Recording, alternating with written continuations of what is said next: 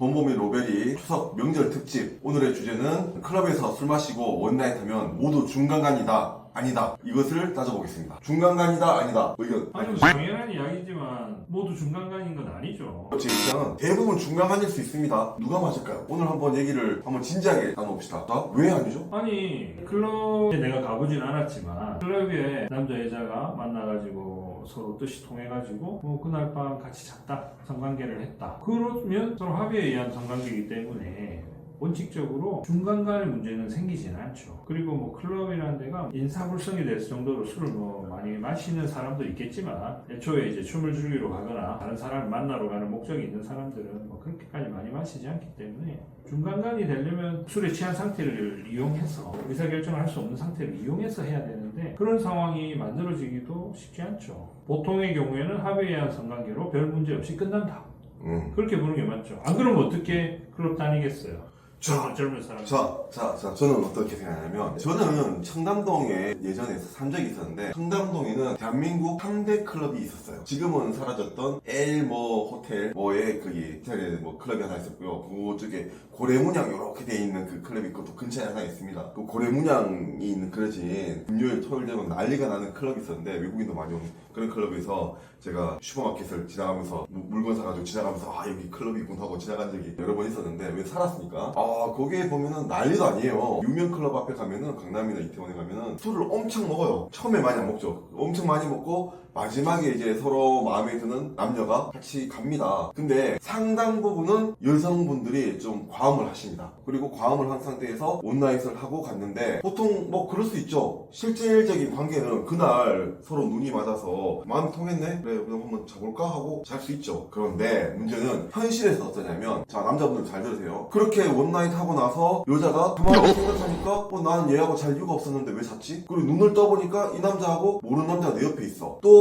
연락처를 주고받고 했는데, 그 다음날 난 얘가 마음이 좀 들었는데 이 사람이 나한테 할 차단을 해. 뭔가 기분이 나빠. 그렇게 되면 그 다음에 무슨 현상이 벌어지냐면, 여자가 뭐야, 나 이 남자한테 당한 거야? 뭐야? 하면서 강간죄로 고소하는 경우가 비일비재해요. 우리는 공식적인 용어도 아니고 법률적인 용어도 아니지만, 우리 법조계에서 흔히들 하는 말 중에 하나가 사후적 강간, 사후적 강제충이라는 게 있어요. 그게 뭐냐, 실제로 행위 당시에는 합의를 했을 가능성이 있고 합의를 했더라도 가만히 생각해보니까 여자 입장에서 난 당한 것 같아, 뭔가 억울해, 이건 아닌 것 같아 라는 생각이 들면 고소를 하는 경우가 있거든요. 그런 경우가 사후적 강간에 해당할 수 있죠. 근데 실제 법원이나 수사기관에서는 그것이 사후적 강간인지 실제로 그랬는지는 조사해서 수사하지 않으면 몰라요. 저는 제 입장에서는 클럽에서 술 많이 마시고 원나잇 했다, 실제로는 합의를 했을지 모르겠지만 그걸 밝힐 수가 없는 이상은 여자 마음에 따라서 고소하면 다 중간간죄 피해자가 됩니다. 그래서 나는 근데 지금 강간죄가 될 수 있다. 지금 이야기하는 걸 들어보니까 똑같은 행위는 성관계를 했다는 거예요. 근데 지금 말한 대로 뭐 여러 클럽을 전전하고 완전히 술에 만취한 상태에서 그 시점에, 여기서부터 만났던 사람이냐, 그 시점에 만난 사람이랑 같이 어디 가서 성관계를 하고 그 뒤에 일어나 봤더니 이게 어떻게 된 일인지 기억도 안 나고, 아니면 그 남자가 너무 마음에 안 들거나, 아니면 그 이후의 태도가 너무 마음에 안 들어서 이거는 내가 당한 것 같다 그러면서 고소하고,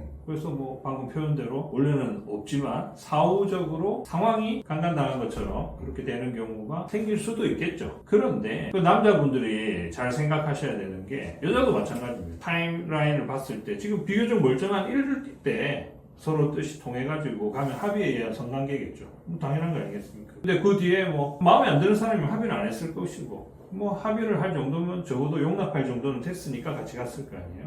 이럴 때 상황은까지는 아무 문제가 없는 건데, 이 다음에 지나치게 본의 아니게 뭐 술을 많이 먹든지, 원래 항상 포금하는 성향이 있든지 뭐 이래가지고 진짜 인사불성 상태가 돼서 누구랑 갔는지도 잘 기억 못하는 상태에서 어디 갔다, 그런 경우에는 뭐 남자도 마찬가지지만 원칙적으로 가면 안 되는 거예요. 이거 문제 생기는 거지. 근데 가잖아요. 상대방이 너 나랑 따라갈래? 갈래? 라는 데에 대해서 너 마음에 들어 같이 가 라는 대답을 할 수 없는 상태, 그게 한거불능 상태예요. 한거불능 상태를 이용해서 데리고 갔다. 옛날에는 방송이 그랬던 것 같은데, 그런 상태에 있는 사람, 인사불성 상태에서 자기를 제대로 컨트롤 못하는데 보호해주는 사람도 없고 친구도 없고 뭐 방치되어 있는 사람, 그런 사람한테 갑자기 뭐 말 걸어가지고 데리고 갔다. 그건 말이랑 치기랑 퍽치기랑 비슷한 거죠. 툭툭 쳐보고 상태가 안 좋으니까 데리고 가서 한다. 그건 중간간이지, 그게. 그렇지. 그런데 상당수 여자분들이 블랙아웃 상태에 있는 경우가 많아요. 쉽게 말하면 그때는 의사 능력이 있어. 서로 막 얘기도 하고 대화도 하고 뭐 슈퍼마켓 가서 심지어 숙취 해소제도 하시고 근데 아직 술이 안 깼어. 근데 일어나고 보니까 여긴 어디지? 난 누구? 여긴 어디? 이런 분들이 많단 말이죠. 그러면 여자분은 그때 기억이 없어. 내가 같이 만나서 너 잘생겼네, 몸 좋네, 너 마음이 통하네, 너 뭐 괜찮네 하고 통해서 같이 모텔 가자고 했던 기억 자체가 없는 거예요. 그러면 와 여자 입장에서 난 당했다고 생각하는 거고 남자 입장에서 미치고 펄쩍 뛰는 거죠. 미치는 거예요. 우리가 그럴 때 해결 방법이 쉽지가 않습니다. 그래서 대부분의 사건들은 여자들이 블랙아웃 상태였던 경우가 가장 풀기 힘든 거더라고요. 자, 그래서 저는 추석을 앞두고 있는데 젊은 분들 뭐 외국에 나가셔서든 혹은 한국에서든 클럽에 또 많이 갑니다. 명절 앞두고 설에도 마찬가지고. 그러면 또 아름다운 밤을 또 보냅니다. 다 좋아요. 그러면 안전하게 합의하에 만남, 선색부사라는 말도 있던데 만남을 추구하기 위해서는 어떻게 해야지 합의를 잘 했다라고 할 수 있을까? 여성분이 내가 보기에는 겉으로 멀쩡하더라도 나중에 블랙아웃 상태가 올 수 있다니까요. 그러면 그런 거를 예방하기 위해서는 적어도 여성분이 그때 당시에 모텔까지 가기 전까지 이 사람이 어떤 법률적 행위들, 대화를 했던 거라든가 아니면 뭔가 물건을 산다거나 아니면은 뭐 모텔 사장님한테 직접 뭐 결제를 하게 한다거나 뭐 하게 한다는 것도 웃긴 표현이죠. 하지만 그런 행동을 통해서 이분이 의사 능력이 있다는 것을 충분히 객관적으로 보여줄 수 있는 것들을 좀 확보를 하셔라. 의도적으로. 여자도 마찬가지예요. 여자가 남자가 더 마음에 들 수 있잖아요. 반대도 똑같습니다. 뭐 그렇게 서로 오해가 나중에 생기더라도 그렇게 객관적으로 우리가 그 당시에 당신이 블랙아웃이었지만 우리가 의사를 합치해서 갔다라고 주장할 수 있는 내용들을 좀 만들어 놓은 게 좋다. 근데 어떤 분들이 이렇게 있어요. 녹음을 하는 경우가 있어요.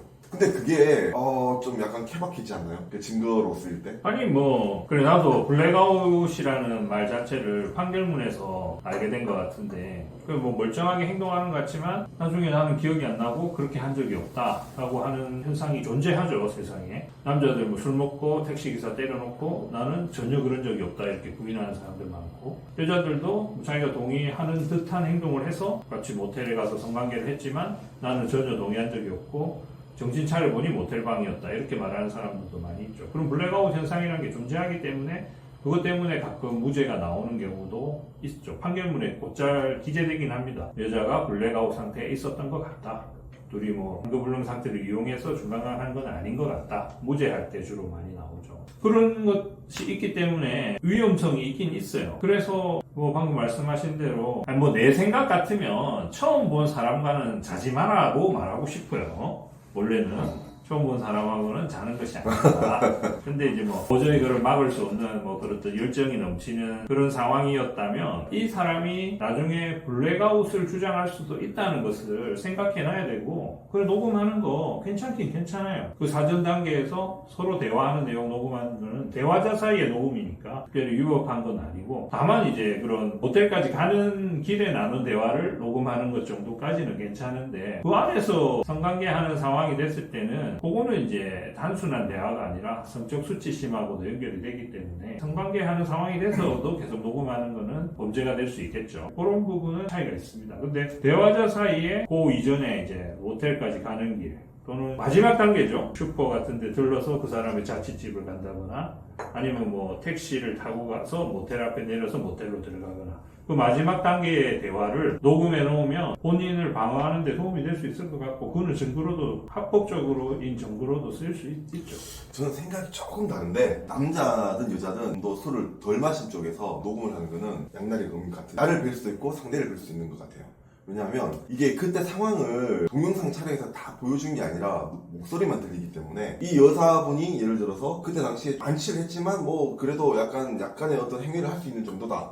근데 막 인사불성인 채도 하더라도 말은 할 수 있거든요. 그럼 그런 걸 녹음해가지고 가자 이렇게 하더라도 여자분들이 이미 인사불성인 상황일 수도 있는 거거든요. 그래서 실제로 수사기관에 갔을 때는 오히려 너가 네 알리바이를 만들려고 녹음한 거 아니야 라고 추궁당하는 경우도 봤어요. 그래서 저는 좀 추천하는 방법은 뭐냐면 일단 남녀가 합의하에 성관계를 했다 그러면 반드시 콘돔을 쓰십시오. 근처에 슈퍼마켓이나 편의점에 가서 콘돔을 여자분한테 네가 결제를 좀 해라 해서 콘돔을 여자가 결제하고 영수증을 자기가 챙기는 거예요. 아니 여성이 무슨 자, 처음 보는 여자애한테 네가 콘돔을 사라고 했는데 걔가 콘돔을 사서 결제를 한다고? 아니 콘돔을 사는 게 아니죠. 음료수라든가 몇 개 하는데 모텔비를 내가 낼 테니 너가 이거 편의점 가격은 한 뭐 10,000원, 20,000원 정도 안 되잖아요. 그거 너가 좀 결제해라 하면 카드로 결제할 거 아닙니까? 그러니까 내역을 좀 남기는 것도 하나의 방법인 거죠. 내가 합의하에 했다는 것을 객관적으로 증명할 수 있는 그런 증거들을 남기는 게 저는 좀 더 중요하다. 이런 생각이 좀 들거든요. 근데 이제 이게 되게 복합적이에요. 제정신이 아니었으니까 내가 그때 그냥 카드를 긁었다라고도 어차피 뒤집을 수가 있고 반박할 수가 있는 거거든요.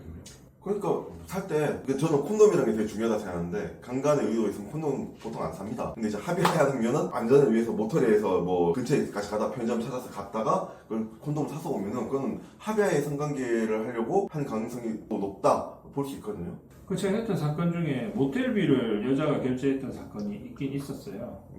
근데 그 제정신이 아닌 상태에서 결제했다고 주장했고, 그 뭐 제정신이 아니니까 내가 처음 본 남자를 위해서 모텔비를 내지 않았겠느냐라고 이야기를 했고, 수사기관도 그럴 수 있겠네 하고 받아들여서 결국 기소를 했었죠.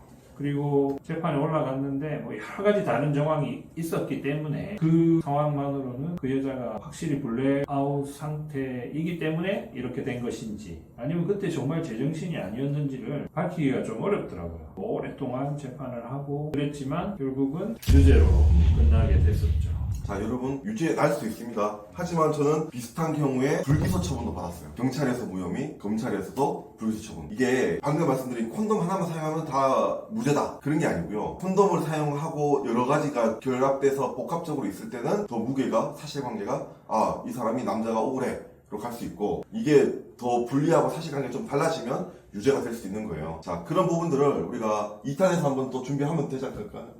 그렇게 하시죠. 자 오늘은 명절 특집으로서 원나잇 해도 될까요? 안 해도 될까요? 저는 해도 된다. 하지만 조심하자. 여기는 모르는 사람이랑 하지 마라. 그런 건데 왜 그래 도대체. 아름다움에는 대가가 따를 수 있으니까 항상 조심하시고 준비하시고 합의하에 하시는 거를 추천드립니다. 자, 다음에 2탄에서 또 뵙겠습니다. 자 안녕.